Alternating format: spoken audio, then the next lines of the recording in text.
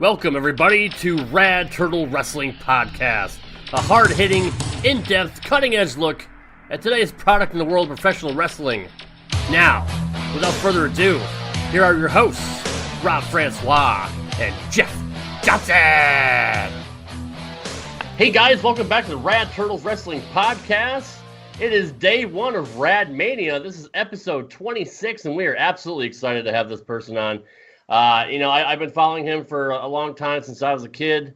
Followed him when he first entered to the WWF back in the day. Super excited. This guy is 51 years old, and he's still kicking ass and taking names. Completely reinvented his character. Everybody knows who he is. It is the Mr. PCO. How are you doing tonight, buddy? I'm great, you. Good. We're glad to have you on, man. We really appreciate it. Let's see, Jeff, we should probably start in the beginning. I know a lot of people know your story, sir, but for our fans that may not know exactly who you are, when did you first get into professional wrestling? That's a long time ago. I was only 16 years old when I first got involved in pro wrestling, and actually when I went to my first wrestling school. Yeah, it was a tough time at the time. I was like in 1986 or 87. I don't know, 85, 86, 87. I don't know exactly the date. I think Wikipedia, they put 1987, which is kind of wrong, I guess. But, still in those days, I mean, you were getting a beating at the school. It's not like nobody was talking about psychology. That's not even a word. I mean, psychology was something that you could discuss once you were regular, like working with the boys, but it's not something as a student that you could say, what's the psychology? I mean, you'd get beat up for saying something like that. Like during the whole training, they treated like everything is real. You get booed in the corner, you get booed in the face, you bleed. It takes 3 to 4 months before you can get in the ring. You look at the ring like, this is where I want to be. This is the ring. I want to be in the ring. But you got to work on the outside, on the floor, getting slammed, getting chopped, getting all kinds of punishment, and and running and sprinting and doing like all kinds of things just to make you quit. Basically, they want to know who really wants it. So it was a tough, it's tough to break in, but I mean, it was a good.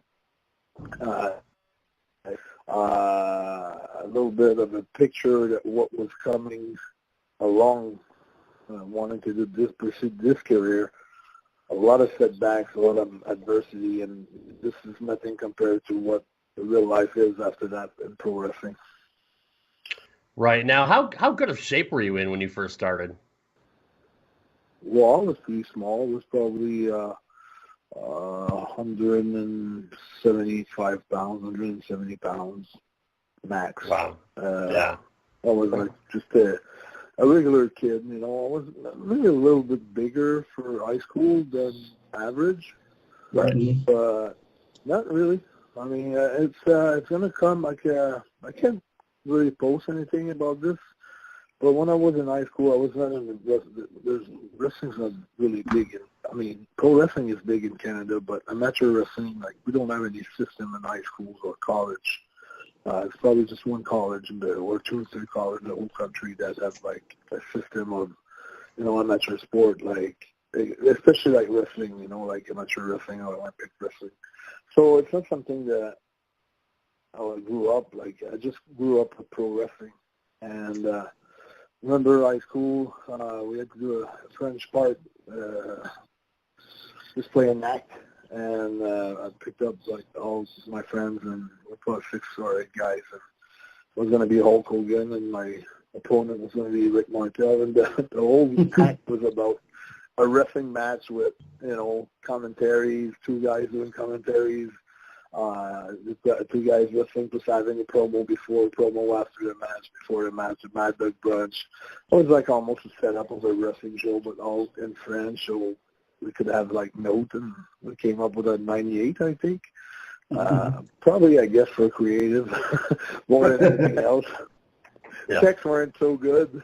We pretty much ad-libbed the whole thing, but I was good enough to to get a good note. But you can tell that right at that young age, at 14, 15, if I played the part of Hulk Hogan because I wanted to become Hulk Hogan eventually in my career, my life. Yeah, I know that those are stories I love hearing because it shows that you were such a fan before you got your first step into the business, and there's so many people that so many wrestlers throughout the years you hear and say the same thing, and just it's super cool, and it's something I love to hear.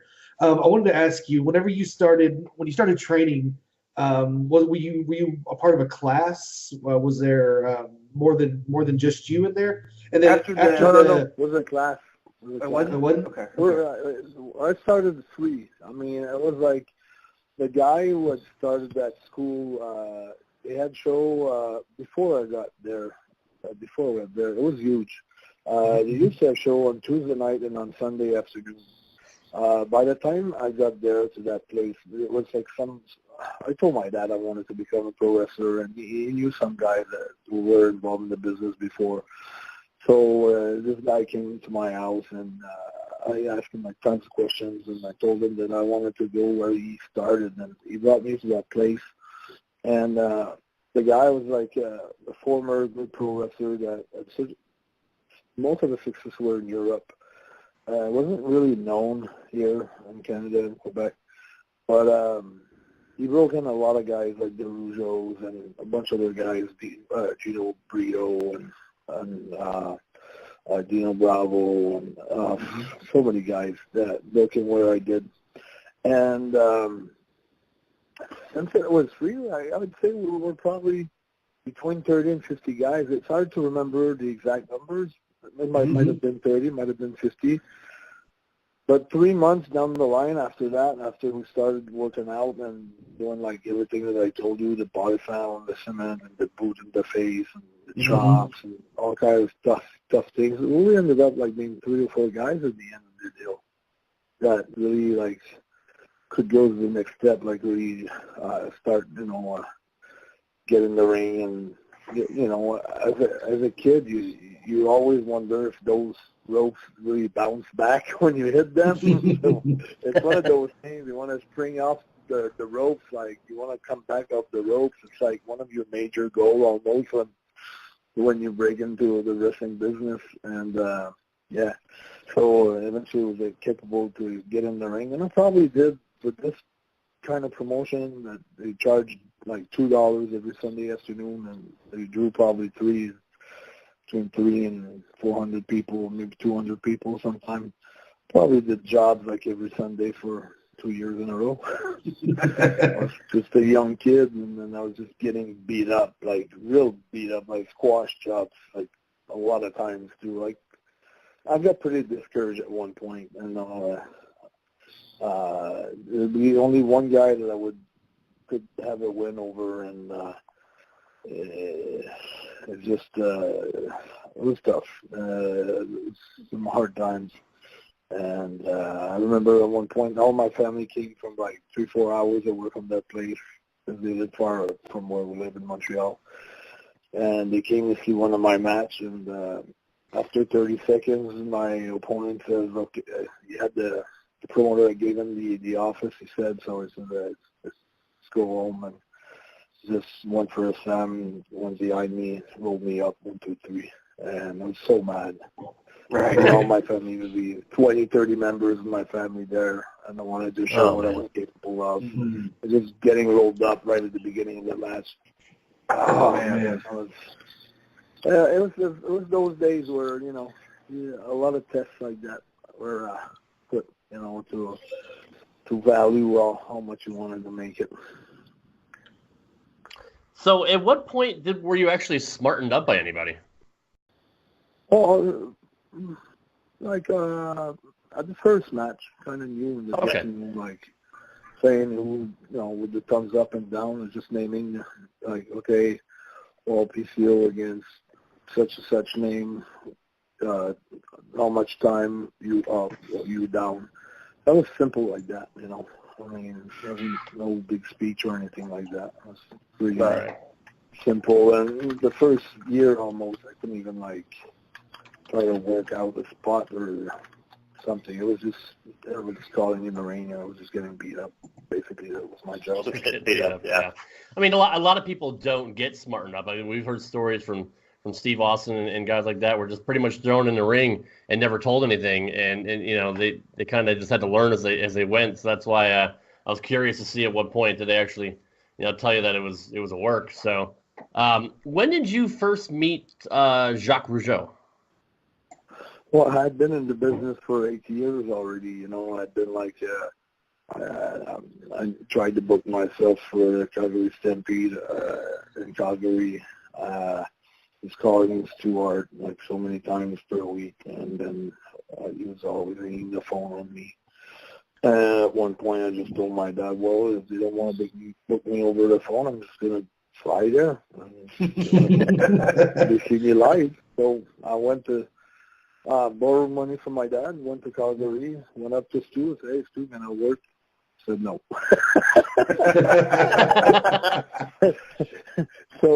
So I lived in Calgary for like almost 4 months, hoping that someone was going to miss a show or get injured, and they would maybe call me up. There was a bunch of other kids wanting the same thing as I wanted, and I ended up just training with them in a ring facility somewhere in Edmonton and Calgary.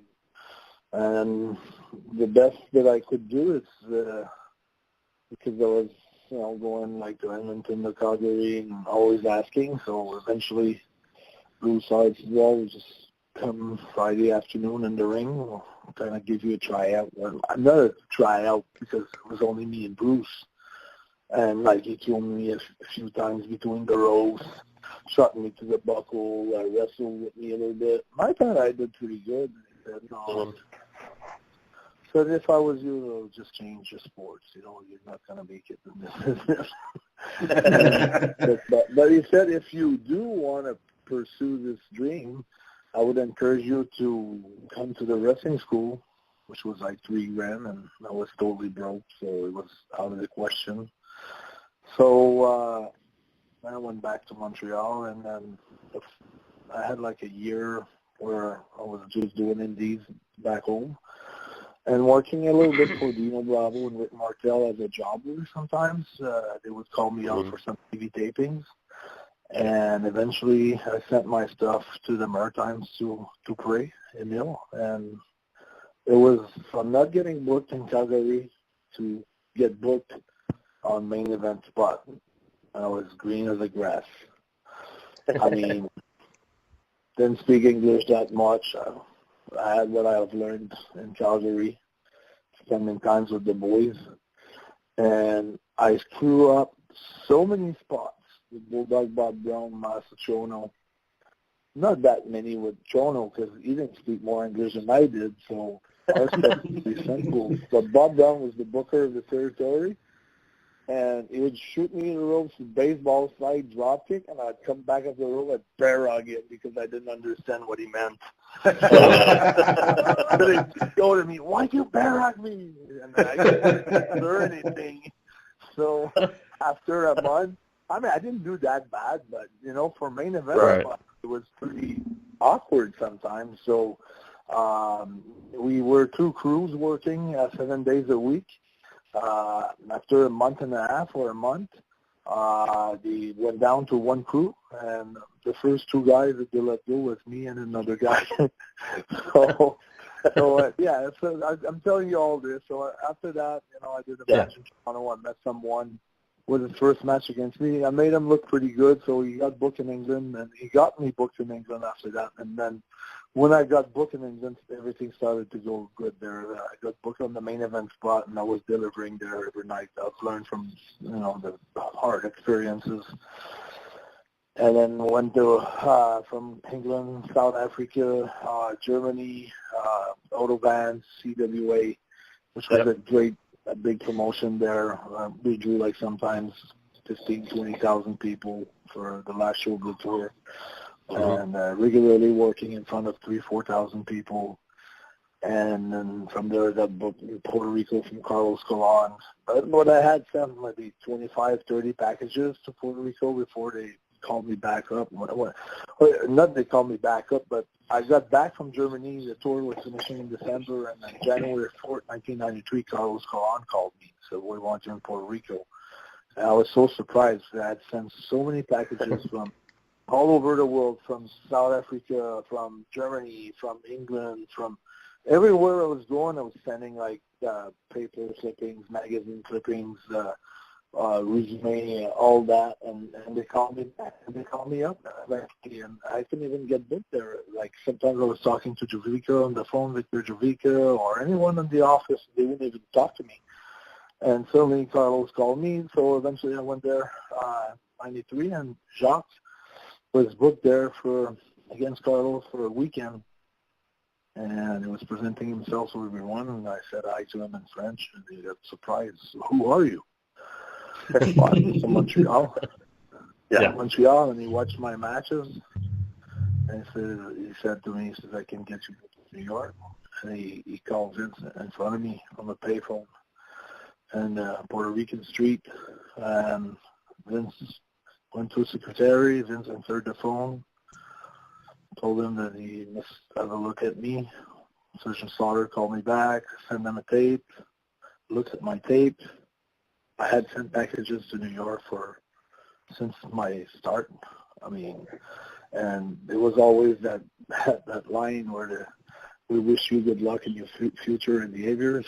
And I remember receiving that letter. I was like, yes, they know what it is. I got a reply. Right. Yeah. They replied to me. So I was all happy about that.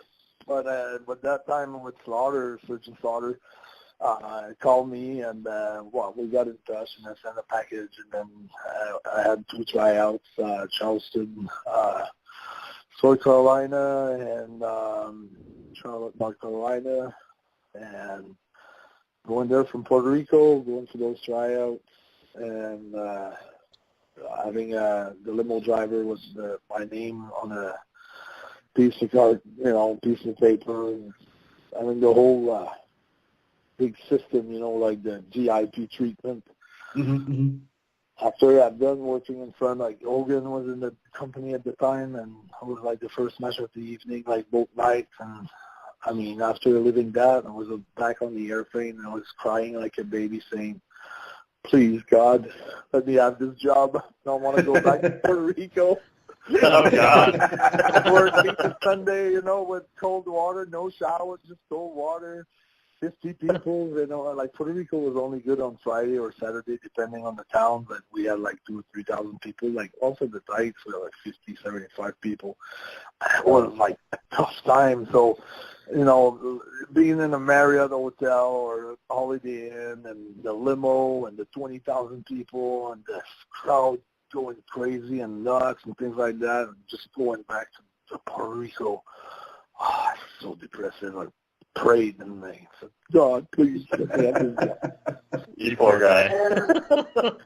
And then that's how, after I had this tryout, that's how they got put together. I don't know the behind the scenes, how much talking were involved between Jacques, Vince, or Jacques and Pat, or Pat, Jacques and Vince, or whatever happened. It took it to maybe I had time to go to Japan with Bill DeMott as his partner.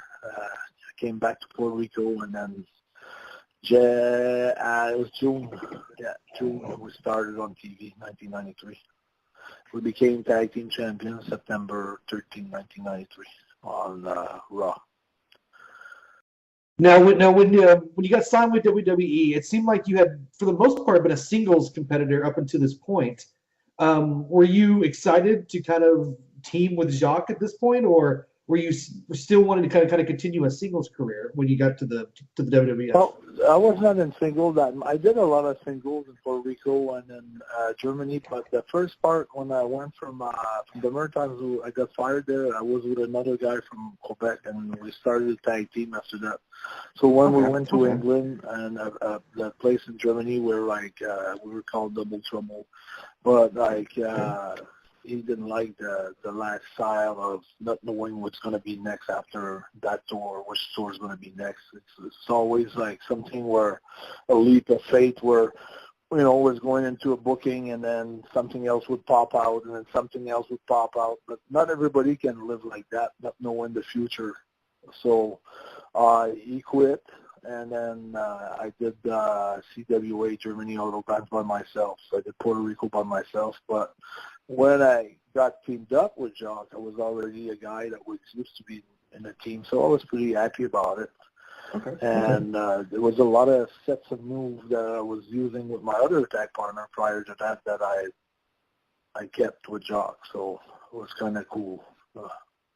Transition went well, chemistry went well. So yeah, it was a good time. And I thought you guys were fantastic together, and you were a big, good-looking kid. Well, you're still a great-looking guy, but back then you were big and good-looking kid, with the beard and all that. And I thought you and Jacques were fantastic together. I enjoyed your stuff with the Steiner brothers. I heard a rumor, and I don't know if it's true or not, but did you have any heat at all with either of the Steiner brothers? Yeah, not myself. It wasn't really me, but the Steiners were big ribbers, So I know one time, just when we got the belts, not too long after that, one time we came back from the show, it was a TV taping or our show, I can't remember exactly what it was, but we always wanted maybe a Cadillac or, like the first class car, like Cadillac or Lincoln. And we came back and the 4 tires were sliced. And Oh man! I knew more about ribs, but that's a strong rib, It's not a rib where it's fun, but it's not that fun. Right. And Jacques already had been through some stuff with Dynamite Kid where he punched all his teeth out. So. Mm-hmm. Yeah, I remember hearing that. Yeah. Yeah. So he went up. He asked me if I want to back him up. He said, I'm going to go to the Steiner, and I asked them if he did that. If they didn't do it, I'm going to ask him who did that, and we're going to find it, and we're going to sort it out. So we went to the Steiners. Steiners, no, it's not us. It's, I don't know if they said that straight like that, but anyways, we're talking to the boys. Supposedly, it was the Borga that did it. And Jacques invited Borga to go outside and to settle that, and Borga backed it up. He didn't want to have anything to do with Jacques. So we couldn't really find it, but it was like a big warning sign in the dressing room. If ever we find out who did this, it's not going to be pretty. So that was pretty much done as far as ribs. As far as we were concerned, that was the last one. Other than other small ribs with Owen sometimes, just, weird, stupid things sometimes. It would, take someone's jacket and put it on Jacques' chair and make it look like Jacques stole their jacket. Little things like that. Yeah. That's too bad, actually. And the guy was looking for a jacket, and then Owen would point at Jacques like he took it. And things like that. But other than that, it was nothing big. And Jacques had told Owen, I know you like living, but don't do that to me. It's not going to be, that's not going to go well. And we had another issue at one point with Bradshaw, where we were on a charter, a private plane, and we landed in Winnipeg, Canada, and it's snowing. And so we were all going back from the airplane to the Holiday Inn with the shuttle. And Bradshaw pushed the guy away from the steering wheel, and he drove the minivan, and he was doing the S all over the place and making the wheel spins and things like that. And Jacques told him, he said, man, you better stop that, because if you don't, when we get to the hotel, I'm going to sort you out. And that was it. Bradshaw never did it again, because Jacques said, I've got kids, I don't want to get killed, because you're doing stupid things with the van. So that was pretty much it. The time that we got involved with the Steiners was because they took Dink, little Tiger Jackson. Yeah. We were over in Germany, and they taped him up on the pole with duct tape. Oh, wow. Oh, wow. Like, guys, let me go, guys. There was food in the room, and they start throwing food at him, like orange, apples, cake, all kinds of things. Guys, please, guys, stop. And then at the end, it was like cans of pop, like, Coca-Cola cans and seven. It was pretty stiff, So Jacques got him. He got in front of the signers, and he said, and then I was beside Jacques because I was always backing him up, and he said, stop doing this. And then they kept on throwing things, and Jacques picked up an apple, and he threw it in the face, towards the face of Rick as hard as he could. And it probably came like 60 miles an hour. I don't know how fast the apple was coming. But it was just a tiny pole just in front of Rick, and the apple exploded in that pole. And it would hit right in the forehead or right in the head. And then you could cut the tension with a knife. And we were on right after intermission. That was our match after that. And, those guys use reputations of being shooters and things like that. So Jacques is telling me, I'm going to start the match with Rick. If something goes wrong, just jump in. I'm just going to fight. And the match went smooth and everything went well. So that's it. That was it. That's the only little things that happened. Other than that, we always got along good with the Steiners. We had a great run. That's good.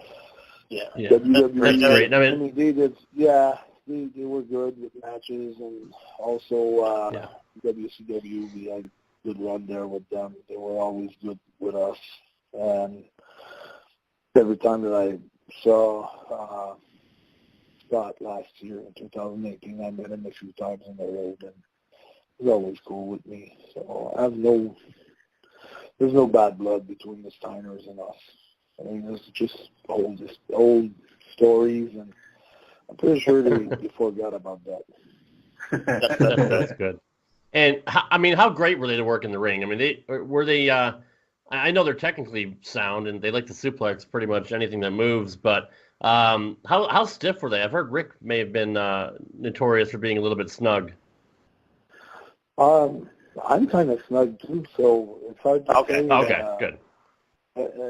For me, they were never. No, it wasn't. His liner was like this big deal, So, but still, no, they were good, and Scott was a hell of a worker. I mean, Scott could do all the spectacular things like Rick and Rana and stuff. He was great, and Rick had his style too, doing bulldog off the top rope and a bunch of stuff. And I remember taking his belly to belly side suplex every night, jumping off the top. He'd catch me and switch me around. And it's like working with them every night now. It was like a piece of cake. For me. I mean, you're a big guy. Yeah, you're a big guy. I mean, how strong is Scott if he can catch you in midair and suplex you? Well, it's kind of deceiving too, because sometimes guys they think they won't be able to suplex me or slam me, and once they do, they say I'm a big guy, and I'm pretty light for a big guy. Like I jump, and I got good core, and so it makes the other guy looks really good. But they're strong too. I mean, I've seen many times this guy doing like press behind the neck with like 3 plates and 315 like many times. So he's strong. Rick was strong, but this had nothing to do with strength. I mean, it was just timing.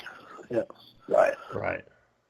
Well, that's good to know. That's a lot of stuff that people really don't know. And I know back in the day, you probably couldn't even talk about things like that, but it's a different world that we live in now, and kayfabe is good. You can blame Vince McMahon for breaking kayfabe and all that, but it's good to know that you work snug because it makes your stuff look believable, and the fact that you work light really helps who you're working with because nobody wants to get injured. So the fact that you actually help your partner. Yeah. If you ever listen to Brett on his Dungeon Collection, like the top matches of his career, like he had chosen one of our match, and he's talking about myself. Yes. And he said when he throws it to the rope, he throws it to the rope. When he gives you a tackle, he gives you a tackle, but it would never hurt you. Is one of the safest guy talking about me. I'm safe, but I work hard. I'll lay my stuff in, and but I'm not gonna lay a clothesline on the jaw or on the Right. You know what I'm saying? It's like it's gonna be square in the chest. I'm not gonna hit you on some bones and things like that. I pride myself on my working very safely. I'm touching wood, and I know accidents can happen. But Right. No, you're human. You're human. It happens. So accidents do happen. But yeah. Over the years, I've been pretty good with that. That seems to be a Canadian style to me.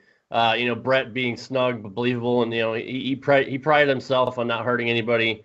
I know Chris Benoit was the same. Owen was so fluent in the ring. He was so natural. It seems to be more of a Canadian style working, snug but safe. Would that be a correct assumption? Yeah, I think you're right. I think it is that way. Yeah. Growing up, Brett was one of my. I enjoyed this style. I enjoyed the British Bulldog style as well. I enjoyed a lot of Dynamite Kid stuff. Yeah, for sure. Yeah, for sure. Quick and looking good. I feel like I had a lot of guys that I liked.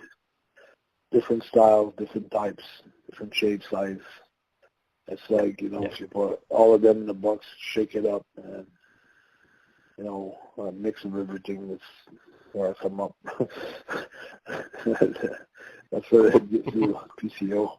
A little bit of the Road Warriors, a little bit of the Demolition, a little bit of the Jimmy Snuka, the Ricky Steamboat, the Macho Man, the Hulk, the Steve Austin. You just shake up everybody, every character, and then you get a little bit of the new one. And it's pretty much, I think we pretty much all do that. I'm pretty sure they did that too. You you're an anomaly. There's not many people like you in the business of wrestling. To be your age, I'm not saying you're old, but to be 51 years old and still go. I mean, you can go all night. I mean, you keep yourself in fantastic shape. But the fact that you're able to actually recreate your character entirely is a testament to your abilities and your mind for the sport of professional wrestling.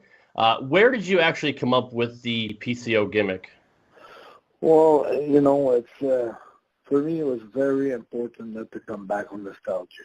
I wouldn't want to just be, a Quebecer or something like that. I want to come back on PCO, with a new dual character and reinvent myself. That was part of the commitment I had, and it just goes along with evolving with life. It's like sometimes people they still want to say, okay, in 1980 or 1990, we knew how to get things done in pro wrestling, and now the kids are doing anything. It doesn't make sense, and this and that. They're high-flying too much. It's too much of a circus, or it's too much of this and too much of that. And there's no more heels, no more baby faces.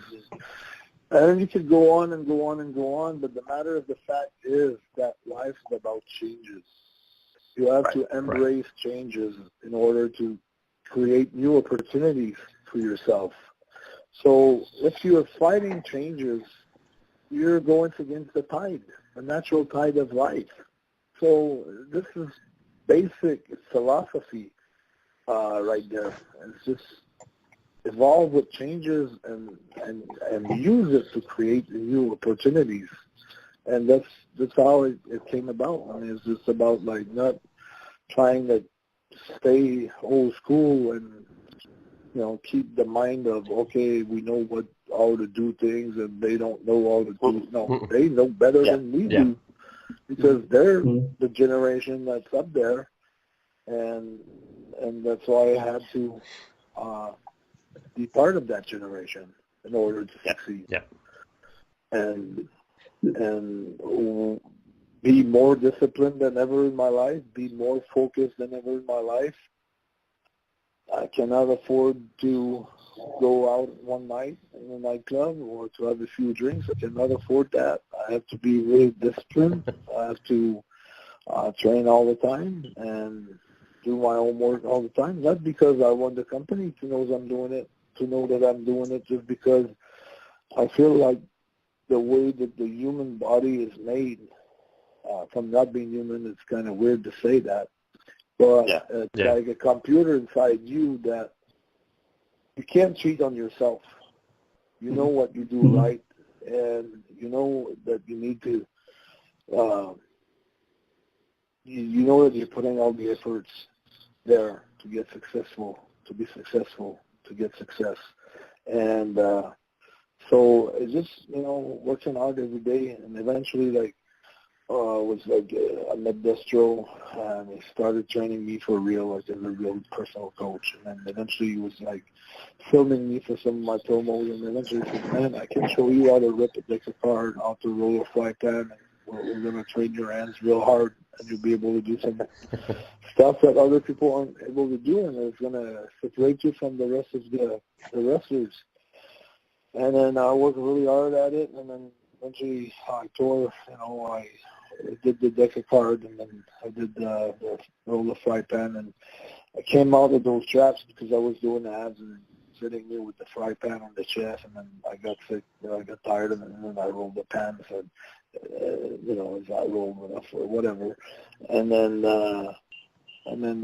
he looked at me and said, you walk just like Frankenstein. He said, Frankenstein's going to be your new character. You are him. You are him, and it is you. And then, so this character is just an extension of my identity, of the person that I am, really. And that's why it's been gelling so good, because it's really who I am. I mean, I always face adversity. I always roll my sleeves back and went back at it and things like that. And so this character is getting crazy bumps on his head, on his neck. He gets thrown out of the ring and the railings and whatever. He always gets back up. Always ready to fight. Never gives up. That's what I'm all about. That is awesome. And this is why I'm so astonished with your career the last couple of years. Definitely is that you see so many veteran wrestlers nowadays either try to keep their career going as long as they can by being the same thing they were, or you retired for what was it, 5 years, I think, before you came back. Yeah, I was just I've been through so much stuff, so much failure through a period of time, from 2005, 2001 to 2008, and it seems to me like the door was closed, and then I just said, okay, I'm going to let, I've been trying to do it my way for so long, I'm going to let go and see what's happening. And I worked really hard doing jiu-jitsu, Brazilian jiu-jitsu and karate, Kyushin. So I was still working on my craft, things like that, with trampolines and things like that. And then eventually, Joey Janela saw me, Black Label Pro for Michael Blanton in Indiana 2018, and he said, I want you for a spring break match. And then the match with Walter happened, and then everything blew up. I drove 40 hours to get there, 40 hours to get back, and everything blew up. And then after that, I just quit my regular job and started to get some bookings. And it didn't take too long. I was fully booked 4 days a week for the whole year of 2018. That is excellent. And, you coming back as the PCO character, just completely reinventing yourself, it's something you don't see very often with a veteran wrestler like yourself, is that when a lot of them come back, they come back as their former persona, kind of what got them to the dance, I guess. And, with you to come back as something completely different and reinventing yourself, it's incredible. I absolutely love it. And the work, in my opinion, the work you've done from the Walter match, I thought the Walter match was great. I didn't get to know Walter until recently, but I went back and watched some of his stuff, and I saw I saw your stuff with him, and it was incredible. And then your stuff now with Ring of Honor, it's amazing. And I just think it's some of the best stuff, and it's a great story that that everybody needs to know about because it's so good. Yeah, I feel like since I am with Ring of Honor, I turned it up for another match too. So it feels like I still got some gas and the pedal, to crank it up again to a few more nuts. So it's going to be pretty interesting for the future. Yeah, I agree with Jeff, PCO. Your stuff now is probably the best stuff that you've done in your career. And I think it's pretty astonishing that at 51 years old, you can still do moonsaults and front flips and suicide dives through the ropes. You really take care of your body. Yeah, and I couldn't even do a moonsault. I tried one in 1993 in Puerto Rico when I tore ligament in my knee. I love that. And I was like 25 years old, and now, 25 years later, I hit moonsaults every night. So it was pretty cool, I think, to hit your peak, at an age where everybody think, you should like do something else in life, and you should take it easy, and you should like take it relaxed, and just crank it up like crazy. I think that's pretty cool. I'd be grateful for that. That's fantastic. Was it a concern to you at all going into Ring of Honor, knowing that how the Ring of Honor style kind of is, where they go real fast, they go real hard, not a lot of selling compared to the WWE style, where like they kind of go from the first gear to fourth gear super quickly. Like, is that something that kind of jumped out to you? No, I was really happy about that. It's one thing that I think that, going back to working the hole, to me, personally, I think that doesn't cut it anymore. Because if you're in an MMA fight, you're in a real fight. You may be on the shoulder of someone on his arm, but you're going to finish him with an ankle lock. Right. Because the guy's going to protect his arm so much, he's going to open up somewhere else. So making those stories where you work that same body part for a whole match, to me, that doesn't cut it anymore. We're near 2018. And I think Ring of Honor, I think right now they got it. I like the way they do things. They got it. They work hand in hand with their creative, and they're trying to enhance every character and any personality that is close to the person, and they're trying to make their talents do some things that they don't feel comfortable with it. And that's what I really enjoy the most about Ring of Honor and the style and the new style, evolving. The business still evolves. Yeah. And that's what I love about it. It's a true testament to your abilities to be able to adapt to the new style, and it shows. All your hard work is paying off.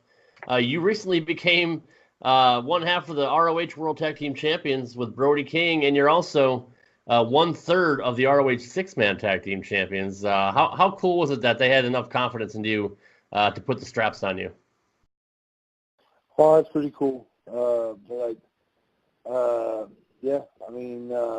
Very glad about it, very happy about it. And I think, with all the efforts I've been putting, like I said, sometimes I feel like the body's like a computer. I know, it was well-deserved. If you watch my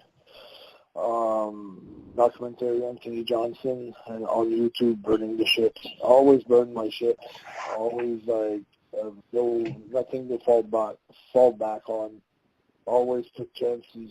Sometimes took chances and it backfired on me, but I kept on going, And I think that's how you get success. Nothing is such thing as a luck, You work your destination, you work your destiny each and every day of your life. You sculpt it, you work hard at it, and when success comes, you have to enjoy it and to be happy with it.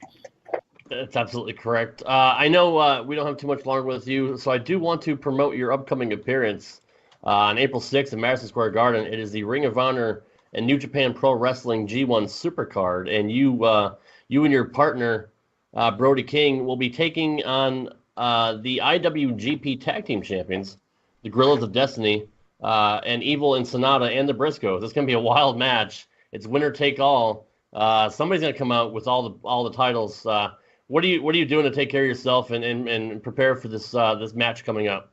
But yeah, I mean, just working hard, training hard, getting ready for this super special night. To me, it's the most important night of my career. I've been in the Madison Square Garden against Bret Hart. I've won the tag team titles in WWE against 1-2-3 Kid, Marty Jannetty.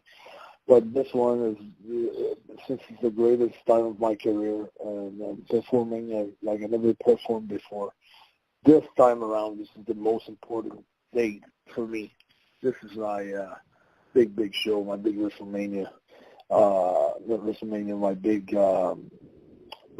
My big moment at the Madison Square Garden, I wanted to say. So my big MSG moment, and hopefully we can get those belts and get more titles. I know personally as a fan, I'm hoping Villain Enterprises leaves with a lot of gold that weekend. I know it's possible, so I'm really looking forward to it. And I'm looking forward to it as well. And yeah, we really appreciate you being on the show, PCO. I have so many more questions. I'd love to ask you if we could have you on again sometime. I would absolutely appreciate if you can give us some more time coming up in the future. But I just want to thank you for we're honored to have you on our show, and I really appreciate the time that you gave us tonight.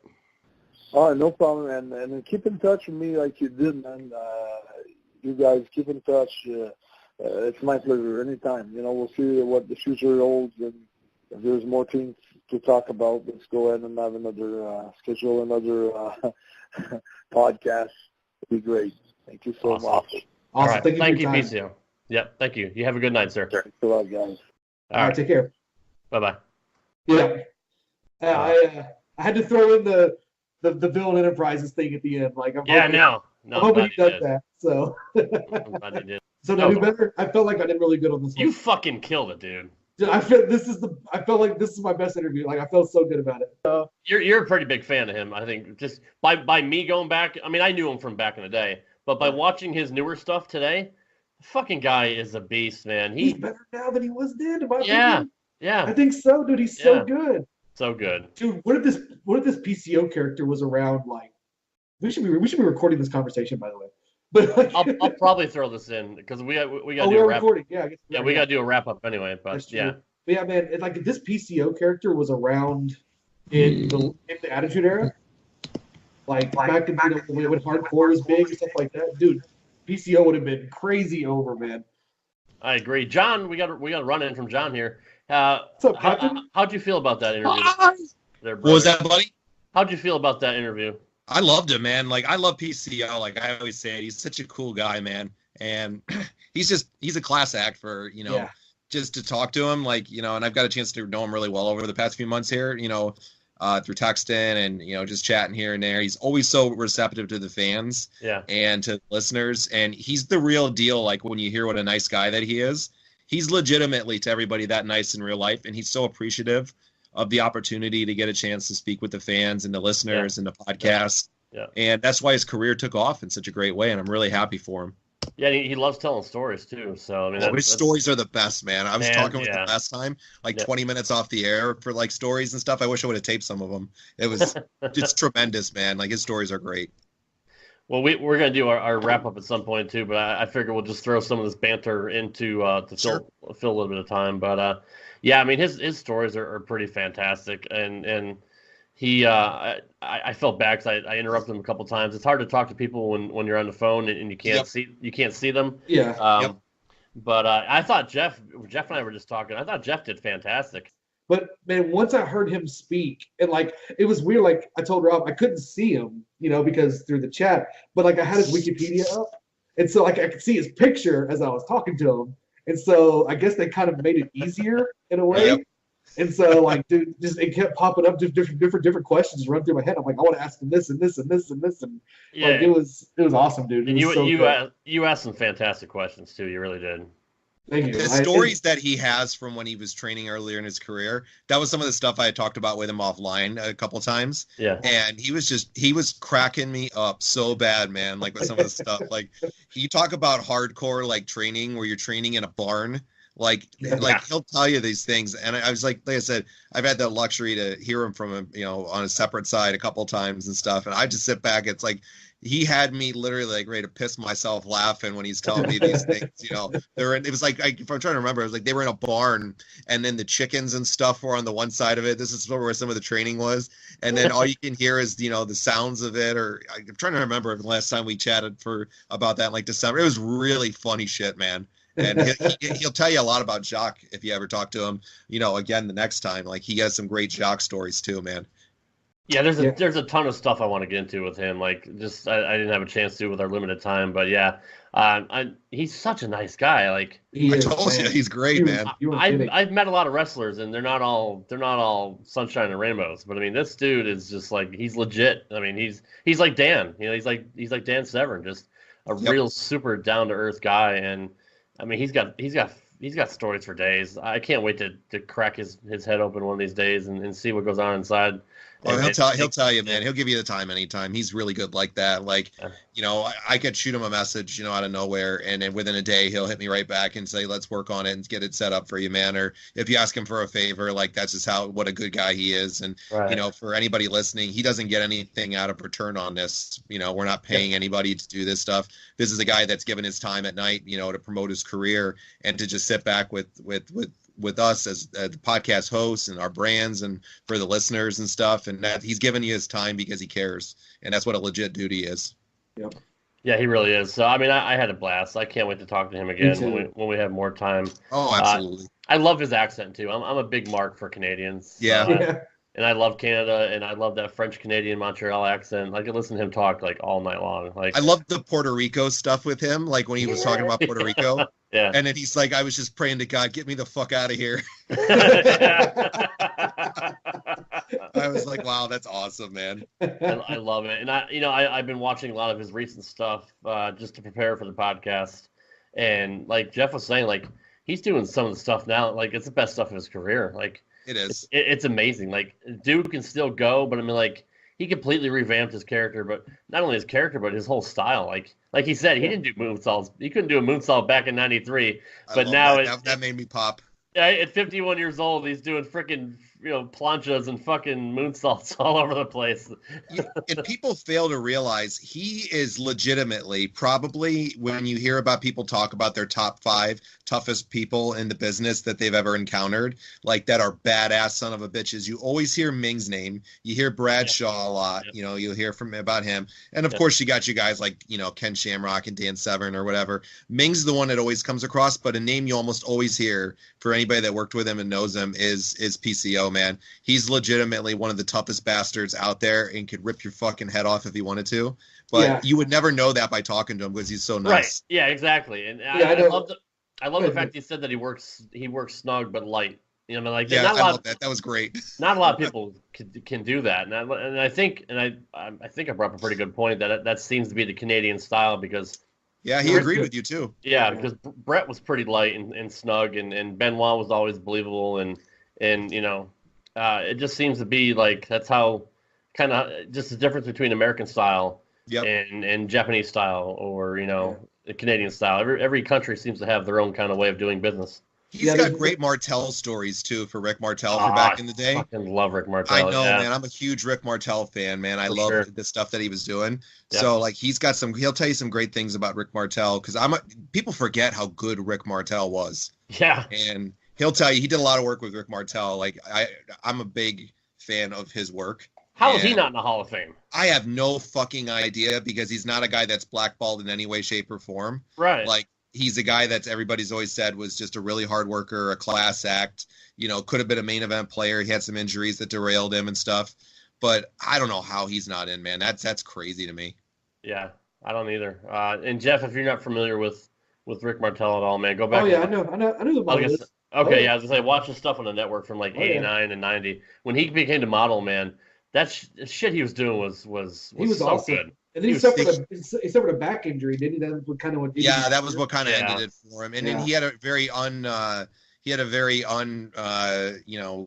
wouldn't hit the right word here, but it was a really crappy run in WCW there at a really down. Yeah, he did. Yeah, he did. Yeah. And it wasn't anything on him. It was just that it was the time of the NWO really taking off. Yeah. And he was kind of just like had suffered those back injuries and couldn't really do a lot of the stuff as well. But he still did great, man. He had some great matches with Booker T out there. He actually was the one I think Booker T won for his first singles title. Was against Yeah. Rick, so. Yep. I think you're right. Yeah. But he had great program with Razor Ramon for the Intercontinental title. Yeah. I mean, he was. Remember the heel turn, Rob, with Strikeforce when he turned on Tito? Yes. Yep. Yep. Yeah. That was God, awesome. man, I'll never forget that match against the Brainbusters in WrestleMania 5. And they were the white meat babyface team, man. Everybody loved Tito and him as Strikeforce. And then they were against the Brainbusters, and he turned and made the dastardly heel turn, man. And they just come back like a few months before that, like around January or so, and had reuniting and all that. They were a fantastic tag team.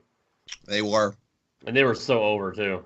Yeah, every girl loved them. And then he had the Can-Am connection with him and Tom Zink. Tom Zink, yeah, I remember that too. Tom Zink, do. Tom Zink. I love Tom Zink. If you ever watched the Shivani show, everybody knows that. Yeah. It's unfortunate Tom's no longer with us, but I know, he was great. He was underrated too. Like he was not only was he a great looking guy, but he was pretty smooth in the ring too. He was really good, man. He helped Flying Brian Pillman really start his career. Yeah, for sure. Yep. All right. Well, Jeff, let's start with you, John, since you're here. You're the president. I'll give you first bid. Thanks for hopping on tonight. Where can we find you on social media and all the stuff you got going on? Yeah, go ahead and check us out. At WWR Podcast on Twitter is the best place to really hit us up over there. You can email me anytime with questions, comments, anything you want to chat about. If you're ever interested in doing some stuff on the shows, or you ever looking to come on, and we love to bring guest appearances on. So, if you're interested in that, we'll try to make something work. Or if you have an idea for a show and a concept and something, and we can maybe make it happen, just email me too if you want. wwrpodcast.com@gmail.com. You can check us out on YouTube, WWR Podcast on there. I've been busy the last couple of weeks, haven't put up as much stuff, and I got myself into trouble posting something on there the last time, but It's okay. We do a lot of good stuff on YouTube, and with the live streaming stuff that we're all going to be doing, YouTube Live is going to be a big part of it too. So make sure you guys go ahead and hit the subscribe button over there. And, we're on all the forums for everything as well. And we're also on Instagram. The Instagram's really starting to take off now, too. And it's Reality Check Podcast Network on Instagram. And I try to keep up as best I can with all the social media stuff. So hit us up. We're very interactive, like all the shows are. And we would love to, chat with you guys. And if you're ever interested in doing some stuff, just let us know. Yep, always room to grow. We're always looking for new talent. We're always on the lookout for new talent. So if you guys have any kind of idea, you never know. It doesn't have to be about wrestling. It could be anything. Nope. We have things of all different types. Yep, if it's good, we'll put it on. So. Amen. Jeff, what about you, buddy? All right, you guys can find me on Twitter. I'm at Run with Turtles. Also, I have my Twitch gaming site, twitch.tv/RunWithTurtles.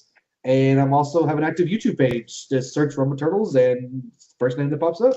And you can follow me on Twitter at RadRobGaming. I also am a Twitch streamer. You can follow my channel at twitch.tv/RadRobGaming. And just like Jeff, and trust me, I was the first one to have a YouTube page. I just want to throw it out there. It's true. Yeah. No, you could search. I don't even know why I threw that in there. Just trying to be a dick. Just trying to bust your balls. We know you're a dick, Rob. It's okay. Yeah, exactly. You can search me on fucking YouTube, but then you'll find it. It's Rad Rob Gaming. We keep it simple for you guys. It's all about branding. Speaking of which, can you have a longer fucking email address, John, than what you have right now? The wwrpodcast.com@gmail.com. Yeah. Some other jabron stole the one I wanted, so I had to just went with it. I always like to ask you that. Yeah, it wasn't intentional or anything like that, but some other jabron there that takes the Wrestling with Reality name had already had it, and we don't even associate with him with Wrestling with Reality because there are a couple of doofuses on that show, man. Nobody listens to them anyways. Yeah, no, I mean everyone knows who the true Wrestling with Reality is. Amen to that. You got it right, man. Known worldwide. So you can also tweet the show. Our Twitter page is at RadTurtlesPod. And our email, if you have any questions, concerns, hate mail, fan letter, fan mail, love letters, if you want to send some food. All right. Email us at radturtleswrestling@gmail.com. And we always appreciate your feedback and your comments. Great show, guys. I appreciate you coming on, John. And Jeff, you're the man, dude. You knocked it out of the park today, buddy. I'm super proud of you. I appreciate it, man. I feel good. Feel good about this one. And Rob, as always, man, you steered the ship right to the harbor. Just like it's second nature now for me, bro. I was nervous because if you watch some of PCO's current stuff, he's a pretty scary dude. Well, so to quote Polly, Rob and Jeff, to quote Polly, man, the Ninja Turtles podcast is doing some great stuff. I love that so much. I do too. Polly is just fantastic. I'm so glad we were able to pay we paid a lot of money to get him on. Don't get me wrong. Like he's kind of breaking the bank, but I'm glad he agreed to be on the show because he's money. Well, yeah, he's not only laundering or taking our money. He's money in himself. He's a funny guy, and he always pops me with his imbeciles of the week. Yep. Well, guys, that wraps up day one of Rad Mania. We're bringing you 7 days of content this week, and for our next episode for Tuesday, we're going to have longtime former WWE commentator and broadcaster, the one and only Sean Mooney, host of Primetime with Sean Mooney. He has a fantastic podcast if you guys want to check that out. I was able to have a very, very in-depth conversation with him, and you're really going to love what you hear because he's such a great guy, and he's another guy that has stories for days, and for the short time he was in wrestling between 88 and 93, he left such an impact on all of us fans. I mean, everybody who's anybody that watched wrestling back then knows exactly who he is, and you guys are going to love this interview. So we're happy to bring it to you tomorrow. So until then, I hope you guys have a great rest of your day. We'll see you on Tuesday for day 2 of Rad Mania, our interview with Sean Mooney. Until then, we appreciate all your guys' support, and we'll catch you on the next episode. Take care, guys. Bye, guys. Thanks again for listening to the Rad Turtles Wrestling Podcast. Once again, you can follow us on Twitter. We are at RadTurtlesPOD, and you can email the show, and we will read it on air. Our email address is radturtleswrestling@gmail.com. Thanks for tuning in. We appreciate all of your support. You have been listening to the Rad Turtles Wrestling Podcast, only here on the Reality Check Podcast Network.